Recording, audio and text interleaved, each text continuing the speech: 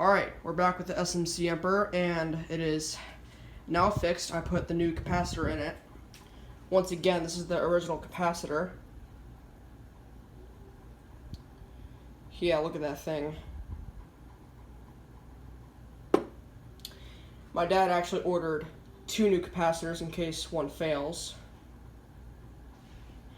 There's an exact capacitor inside the switch housing. So let's see how the fan does. There's high. The hum is just the vibration. There's medium. There's low.